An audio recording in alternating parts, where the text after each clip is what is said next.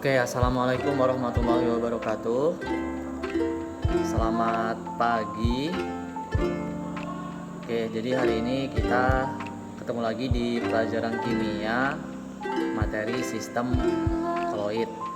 Ya, jadi sebelum itu, pertama-tama marilah kita haturkan rasa syukur kita atas kehadirat Allah Subhanahu Wa Taala yang telah melimpahkan rahmat, nikmat, taufik dan keberkahannya kepada kita semua, sehingga kita pada pagi hari ini bisa mengikuti pembelajaran secara daring atau online.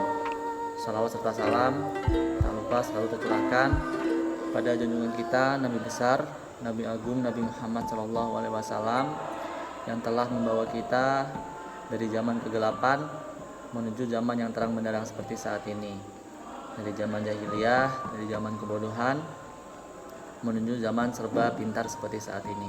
Semoga kita selalu mendapatkan syafaatnya hingga akhir zaman. Amin, amin ya rabbal alamin. Oke, jadi yang seperti saya sebutkan di awal tadi, jadi materi ini merupakan materi bab terakhir di kelas 11 MIPA ya. Jadi materinya berjudul sistem koloid. Nah, sebelumnya kita harus tahu dulu tujuan pembelajaran kita pada hari ini.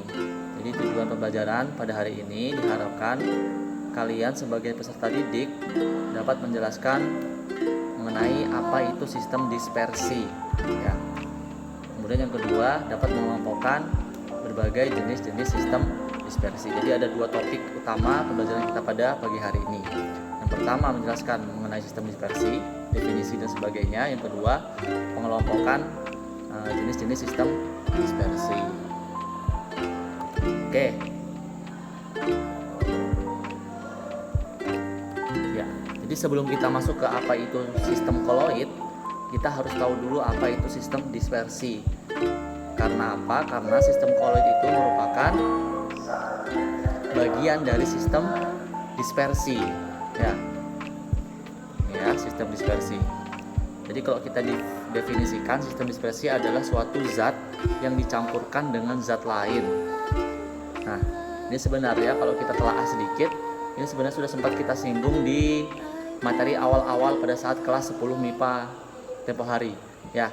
Jadi sebenarnya ini sudah sempat kita singgung di materi pendahuluan kimia waktu itu. Jadi sederhananya sebenarnya sistem dispersi itu adalah campuran. Masih ingat campuran ya harusnya ya. Jadi kalau kita ingat lagi, kita review lagi sebelumnya, kalau campuran itu terdiri dari dua zat.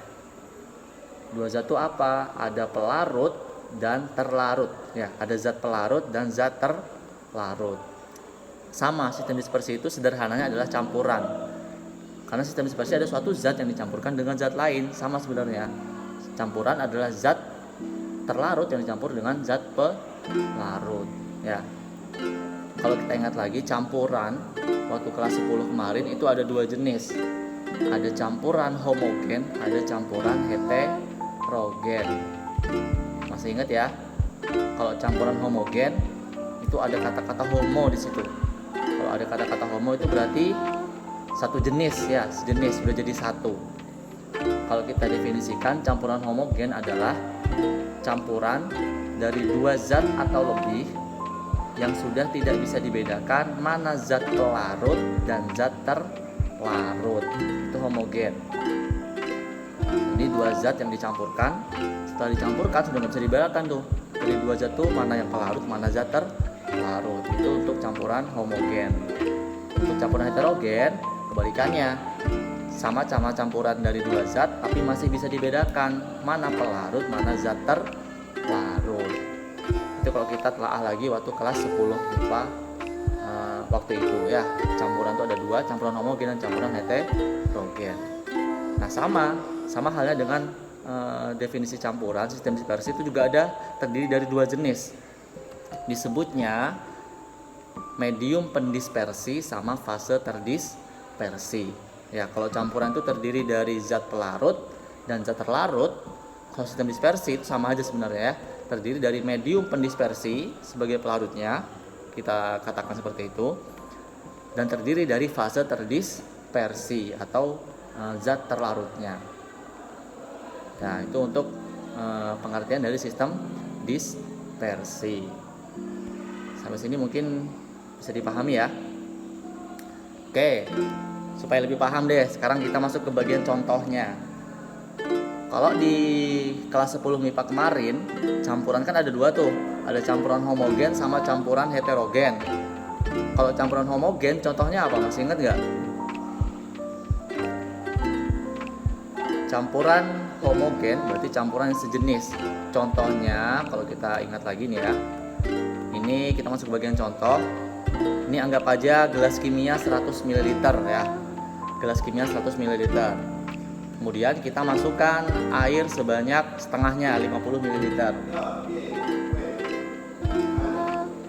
Oke, kita masukkan air 50 ml. Kemudian kita masukkan zat larutnya. Kita ambil contoh misalnya garam ya, garam. Kita masukkan sebanyak 5 sendok makan garam. Jadi gelas kimia 100 ml dimasukkan air sebanyak 50 ml. Kemudian kita masukkan garam sebanyak 5 sendok makan. Nah, begitu air sama garam kita aduk sampai larut. Kira-kira apa yang terjadi coba? Bisa nggak ada satu orang yang mau jawab? Oke, jadi ketika air dicampurkan sama garam, kita aduk sampai larut, lama-kelamaan dia akan berubah menjadi homogen. Tadi masih ingat ya, homo, sejenis, jadi satu. Sudah nggak bisa dibedakan lagi tuh, mana yang air, mana yang garam. Itu contohnya, campuran homogen. Nah, pertanyaannya sebelum lanjut, tadi kan ada campuran tuh. Campuran kan ada dua jenis. Ada terdiri dari dua jenis. Ada air sama garam. Yang pelarut yang mana? Air atau garam? Yang pelarut adalah yang air. Jadi yang pelarut itu adalah yang melarutkan. Kalau garam adalah yang dilarutkan. Ya, campuran garam sama air termasuk campuran homogen. Yang pelarut adalah air, yang terlarut adalah garam. Nah, campuran garam dan air itu termasuk salah satu contoh dari sistem dispersi. Nah, kalau kita kembangkan lagi, tadi sistem dispersi terdiri dari medium pendispersi, yang ini ya, sama fase terdispersi. Dalam kasus campuran garam sama air, yang termasuk medium pendispersi adalah airnya, karena air itu yang melarutkan. Yang bertindak sebagai fase terdispersi adalah garamnya, karena garam itu yang dilarutkan. Supaya gampang diingat juga, kebanyakan yang melarutkan atau yang jadi medium mendispersi adalah yang lebih banyak volumenya biasanya. Contoh tadi garam sama air. Air sama garam banyakkan mana tadi? Banyakkan airnya kan, makanya air itu termasuk medium pendispersi. Nah, campuran garam dan air itu disebut larutan. Nah, larutan ini salah satu contoh dari sistem dispersi. Gitu kira-kira. Sampai sini paham ya? Kita lanjut ya. Oke, kita contoh kedua. Tadi campuran garam sama air.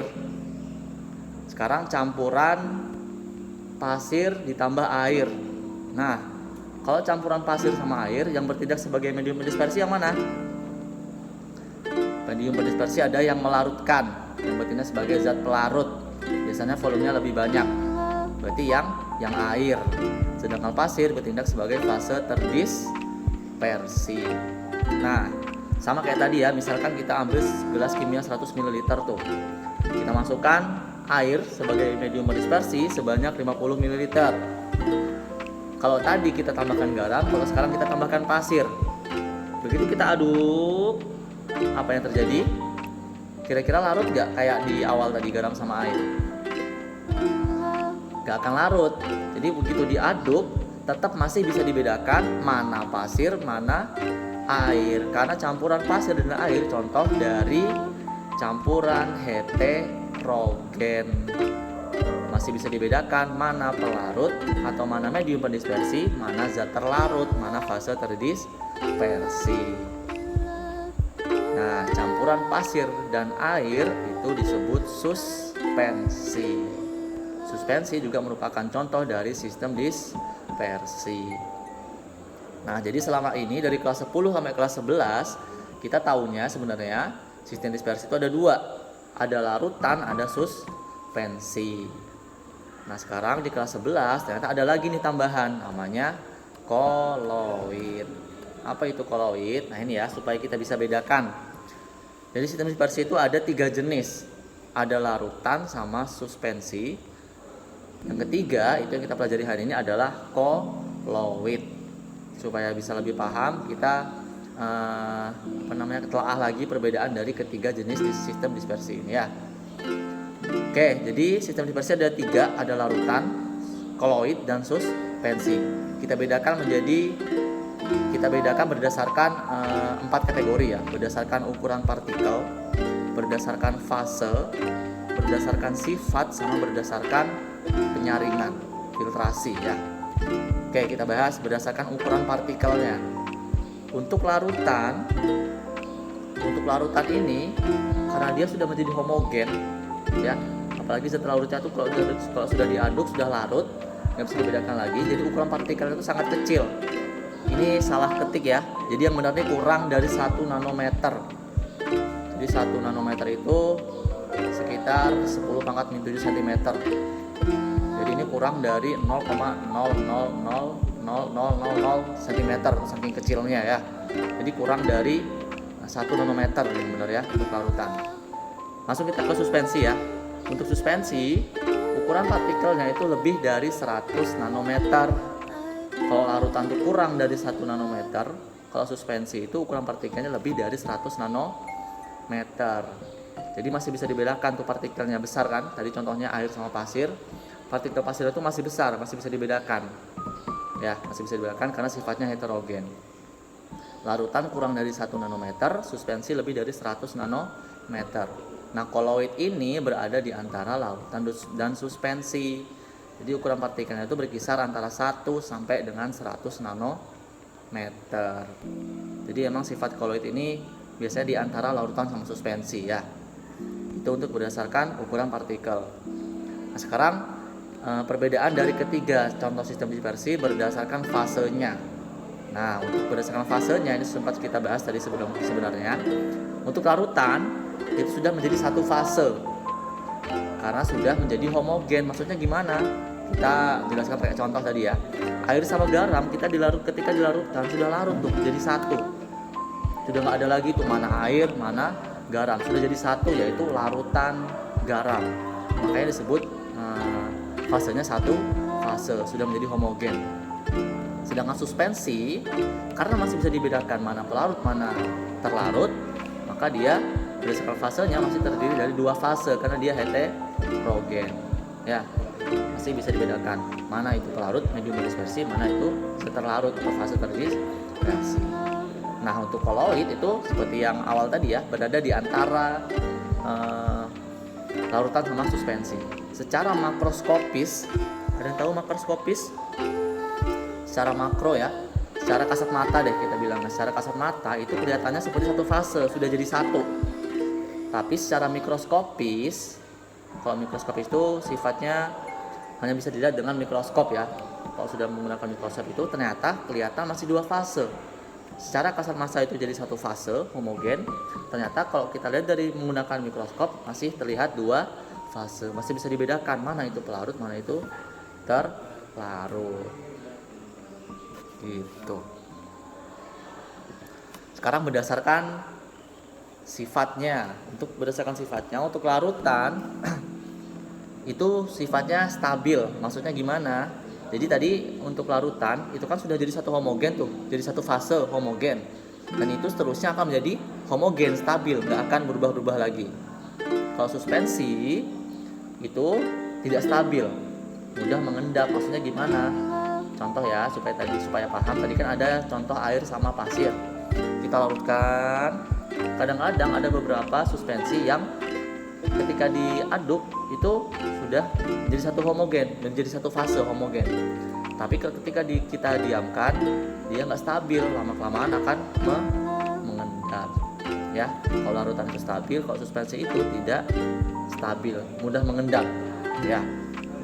Untuk koloid itu cenderung stabil sebenarnya ya, walaupun lama-kelamaan juga biasanya terjadi pengendapan, tapi cenderung lebih stabil daripada suspensi. Sekarang berdasarkan penyaringannya, filtrasi. Untuk perbedaan larutan koloid suspensi berdasarkan penyaringan, untuk larutan itu tidak dapat disaring. Karena apa? Karena fase terdispersi tadi, zat terlarut itu sudah menjadi satu sama pelarutnya, sudah menjadi satu fase homogen, jadi nggak ada yang bisa disaring. Untuk suspensi itu bisa disaring, jelas ya, karena masih bisa dibedakan mana itu zat terlarutnya, mana itu pelarutnya. Jadi zat terlarutnya masih bisa disaring. Untuk koloid itu tidak bisa disaring dengan kertas saring biasa. Kertas saring biasa itu biasanya disebut juga kertas saring semi permeable biasanya ya. Kalau pakai kertas saring biasa itu nggak bisa disaring. Tapi kalau menggunakan kertas saring ultra biasanya yang lebih lebih kecil lagi ya ukuran kertasnya, itu bisa disaring. Nah, mungkin dari ada 4 kategori ini bisa bedakan ya, apa itu larutan, apa itu suspensi, dan apa itu koloid ya. Jadi kalau kita simpulkan pembelajaran kita pada hari ini, sistem dispersi itu adalah campuran, sebenarnya sederhana campuran, terdiri dari 2 zat pelarut atau disebut medium pendispersi, zat terlarut ya, atau yang disebut fase terdispersi. Sistem dispersi itu ada 3, ada larutan, suspensi, dan koloid. Bedanya apa? Bedanya tadi sudah dijelaskan berdasarkan ukuran partikel, fase, sifat, dan penyaringan. Sampai sini cukup ya. Oke, supaya lebih paham deh, supaya dipakai lagi nalar kritisnya, coba sambil dibaca lagi, dapat dari referensi lain boleh. Sekarang coba kita ke kuis deh. Coba nanti kalian tulis jawabannya di link Google Form yang saya share di grup WA nanti ya. Ada 2 soal aja di sini, gampang semua ini. Yang pertama, sebutkan contoh dari larutan, suspensi, dan koloid nih ya, salah nih. Sebutkan contoh dari larutan, suspensi, dan koloid berdasarkan penjelasan saya tadi. Jadi larutan contohnya apa? Selain yang dicontohkan tadi ya, selain larutan garam dan air, sama selain larutan air dan pasir. Selain itu dicari lagi yang lain. Contoh larutan, suspensi, dan koloid nih, koloid. Yang kedua, apa yang menyebabkan larutan homogen sedangkan suspensi itu heterogen. Nah, kenapa larutan itu sifatnya homogen sedangkan suspensi sifatnya heterogen? Silakan kalian deskripsikan di Google Form yang saya share di grup WhatsApp ya. Sampai sini ada yang mau ditanyakan? Oke, kalau nggak ada, cukup ya. Kita cukupkan pembelajaran kita pada hari ini. Atas segala kekurangan saya mohon maaf. Selamat pagi, saya akhiri. Assalamualaikum warahmatullahi wabarakatuh.